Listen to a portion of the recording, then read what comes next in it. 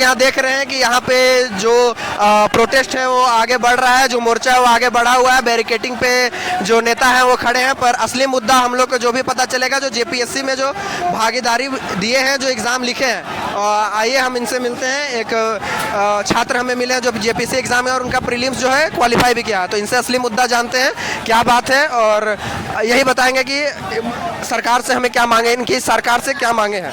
तो आपकी सरकार से क्या मांगे हैं? जी देखिए, मेरा नाम पुष्कर तिवारी है और मैं इस बार जेपीएससी का प्री दिया था और फॉर्चुनेटली मैं क्वालिफाई भी कर गया। 25, 26, 27 3 दिन मेरा मेंस का शेड्यूल करा गया है। लेकिन हमें इससे मतलब नहीं है, हमें अपने एग्ज़ाम देने से मतलब नहीं है। हमें मतलब है कि जेपीएससी अपनी जितनी सारी एग्ज़ाम करा रही है वो ट्रांसपेरेंट हो। इस बार इतना करप्शन हुआ है कि ओएमआर सीट एक लड़का का वायरल हो रहा है, सौरभ सुमन नाम का, जो कि हजारीबाग से रहने वाला है। उसके साथ क्या है कि उसने सेकंड पेपर में, जबकि इसमें इस एग्ज़ाम में कोई निगेटिव मार्किंग नहीं है, उसने सेकंड पेपर में मात्र 48 क्वेश्चन अटैम्प्ट करे और अगर 48 क्वेश्चन में उसका मात्र 45 क्वेश्चन सही होते हैं तो फर्स्ट पेपर में जो जीके जीएस का पेपर होता है उसमें उसको 98 में 99 क्वेश्चन सही करने होंगे तब सेलेक्ट होंगे, जो कि इम्पॉसिबल है। दूसरी चीज़, कट पिछला बार जब रिजल्ट आया था जेपीएससी का तो उसके साथ कट ऑफ भी जारी करा गया था, लेकिन इस बार जेपीएससी के रिजल्ट के साथ कट ऑफ नहीं जारी करा गया, क्योंकि ये इनको ट्रांसपेरेंसी पूरा खत्म कर देना है। अगर ये कट ऑफ जारी कर देंगे तो लोगों को पता चल जाएगा कि हाँ मेरे से कम वालों का भी हुआ है, लेकिन ऐसा तो पता नहीं चला। ऐसा तो केवल एक सुमन सौरभ का भी पता चला है जिसका ओएमआर वायरल हो रहा है। तीसरी चीज़, जो इनका टीडीपीएल करके एजेंसी है जो एग्ज़ाम कंडक्ट करवाती है, यूपी, उत्तर प्रदेश और भी कितने सारे विभिन्न राज्यों में उसको ब्लैक लिस्टेड करा गया है। उस एग्ज़ाम से जिस एजेंसी को ब्लैक लिस्टेड करा गया, उस एजेंसी से आप यहाँ पे क्यों एग्ज़ाम करा रहे हैं भाई?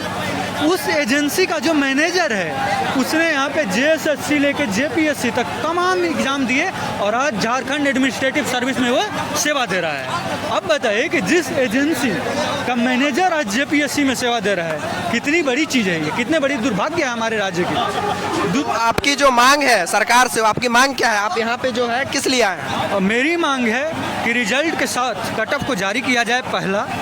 दूसरी डिमांड है कि सुमन सौरभ का जो ओएमआर शीट वायरल हो रहा है उसको सभी लोगों के पास उसको ट्रांसपेरेंसी बनाते हुए उसको दिखाएं, सार्वजनिक करें। तीसरी मांग है कि चाहे कोई भी स्टेट पीसीएस हो, चाहे यूपीएससी की एग्ज़ाम हो, प्रीलिम्स के एग्ज़ाम के बाद उसे मिनिमम 90 दिन का 3 महीना का टाइम दिया जाता है, जबकि इसमें मात्र 15 से 17 दिनों का टाइम दिया जा रहा है, जो कि एकदम अन्याय है, विद्यार्थियों के साथ एकदम अन्याय, सरासर अन्याय है। चौथी चीज़, इस एग्ज़ाम को जिस एजेंसी को दिया गया है जो कंडक्ट करा रही है, इस एजेंसी को यहाँ पे हटाते हुए एक नई एजेंसी को लाया जाए जिसके थ्रू बढ़िया ट्रांसपेरेंट सारी एग्ज़ाम कंडक्ट।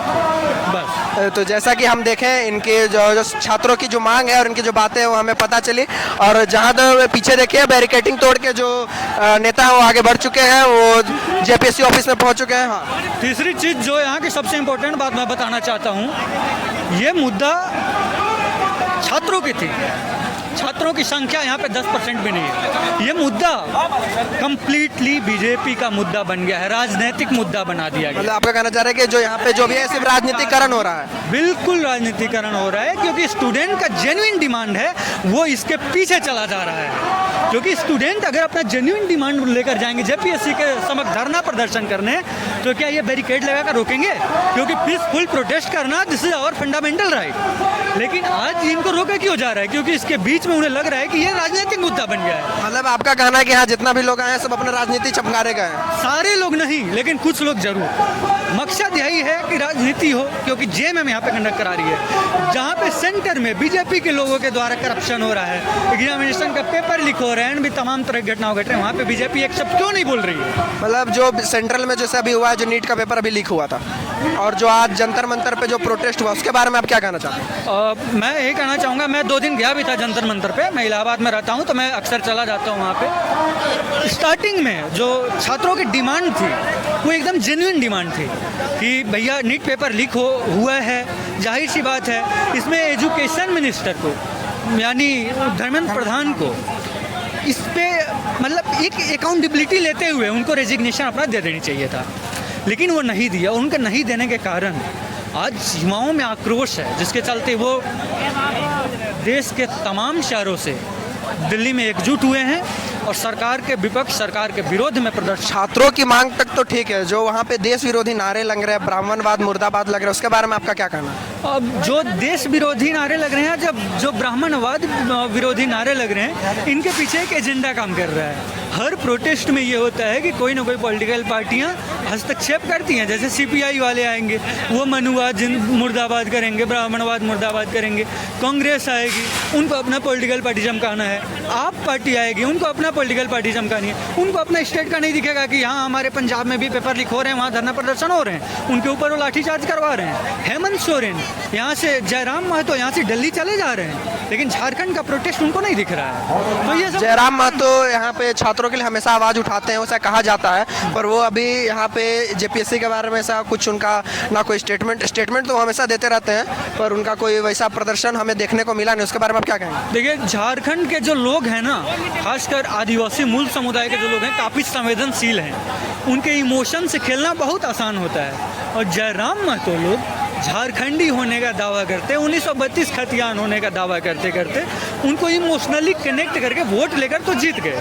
लेकिन जब मूल समस्या की बात आ रही है, झारखंड में करप्शन से लड़ने की बात आ रही है, तब जयराम महतो को अपना राज्य की करप्शन को छोड़कर दिल्ली का जंतर मंतर का प्रोटेस्ट दिख रहा है, जबकि उनको राज्य का नहीं दिख रहा है। तो हमें बस कहना यही है कि जितने सारे पॉलिटिकल लीडर हैं, वो अपना राजनीति को एक साथ अलग छोड़कर छात्रों की मुद्दा पे आएँ, छात्रों की मुद्दा को एक साथ बढ़ाएं, प्रोटेस्ट को मजबूत करें।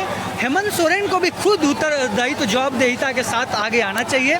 विद्यार्थियों के समक्ष, अभ्यर्थियों के समक्ष अपने क्लैरिफाई करना चाहिए और ट्रांसपेरेंसी के साथ इस एग्ज़ाम को जांच कराते हुए और फिर से आगे निर्णय लेना चाहिए। या तो कैंसिल करें अगर इसमें कुछ दुरुपयोग पाया जाता है तो, और नहीं तो कुछ खामियां पाई जाती है उसको दूर करते हुए आगे मेंस का डेट एक्सटेंड करते हुए इसको क्लियर करें। तो जैसा कि हमने इनसे सुना, इन्होंने अपने मन की बात बताई और जो छात्रों का मूल अधिकार की बात है वो किया, और जो सरकार से जो मांगे हैं उन्होंने अपनी बात यहाँ पे की है।